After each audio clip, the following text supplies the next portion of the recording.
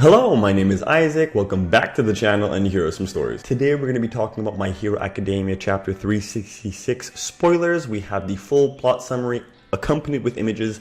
Unfortunately, I will not be showing any of them here for obvious reasons, and without further ado, let's begin. For those of you who need a quick reminder, chapter 365, I guess Shigaraki for one, kind of lost his mind when Best Jeanist and Edgeshot were trying to save Bakugo. Seeing two people trying so hard to save someone that was basically dead kind of triggered his inner child, making him think about how nobody ever tried to help him, even though he wasn't dead.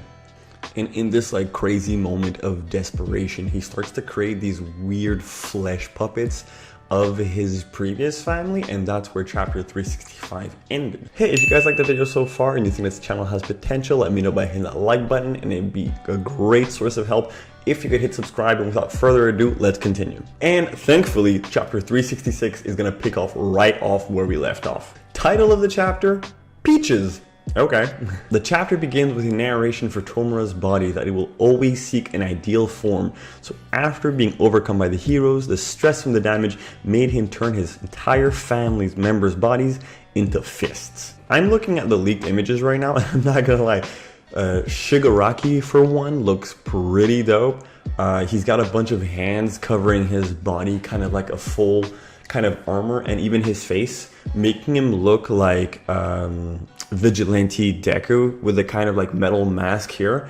And as for his family, all 5 heads represent 1 finger of the body, and I believe his father is actually the middle finger, which, you know, take what you will from that. He then hits Mirko with a smash, sending her flying. So that in itself is pretty surprising because we've never seen Tomura or All For One use a smash attack, which is, you know, always been Deku-Sing and All Might's thing. I believe that's probably a sign that more of the inner child inside Shigaraki is coming out to the surface, and probably is going to lead him to his downfall. Mirio shouts her name, but an attack comes at him right away. He dodges, and Nejire tries to strike back, which causes Shigaraki to hit her with rubble. So there you have it. In a matter of seconds, Nejire, Miriko, completely dealt with. Lemillion can't do any significant damage to Shigaraki, to the point where he actually turns his back to him and is like, bro, I know you can't actually hurt me,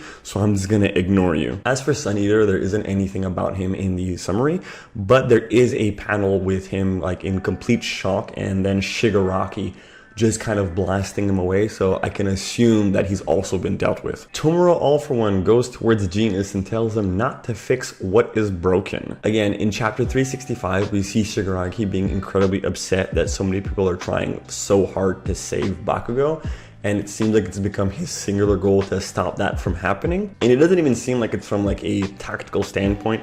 It really seems like it's just out of like spite or anger. Jeanist prepares to trap him in a cage of wires, with Mir using this chance to attack, but Tomura, All For One, destroys them as if they were nothing.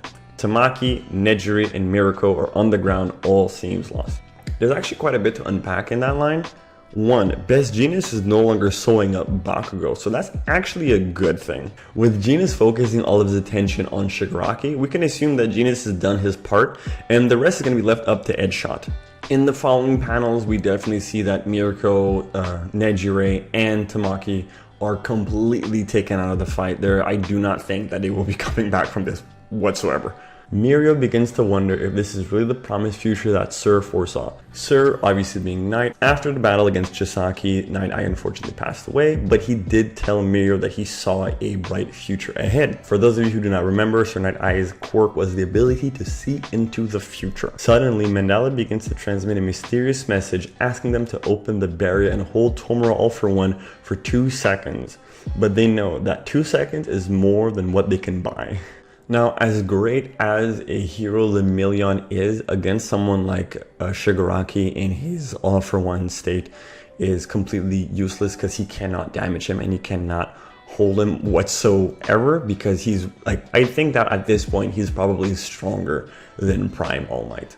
Mirio thinks of several alternatives, but none of them would work. It is then that he remembers Sir's words, "A world without smiles, humor has no bright future." which leads to his final move. The peach is ripe. He shouts as he shows his ass coming out of the ground. Shigaraki is visibly confused, but can't help but let out a little laugh. So there you have it, the chapter of the title, The Peach. It is because Muriel sticks his ass out of the ground to confuse Shigaraki, which I guess works. I mean, if I was an evil villain and someone just showed me their ass in the middle of a fight, I'd be a little confused too. It's at this point that Deku arrives from the sky together with the Jets from Stars and Stripes' friends. So there you have it. The last time we saw Deku, I believe, was chapter 357 or 355, where he was flying away from Toga. And on his way back to Shigaraki, he was like, oh, what's that? And obviously there were a bunch of theories. The most prevalent theories that it was the Jets from Stars and Stripes Company. Now we know, boom, it was the Jets. He hits a smash on Shigaraki, and that is where the chapter ends. That's it for the chapter 366 spoiler video, guys. Let me know what you think in the comment section down below. I will be doing a full chapter review when the chapter is out, and I'll see you guys next time.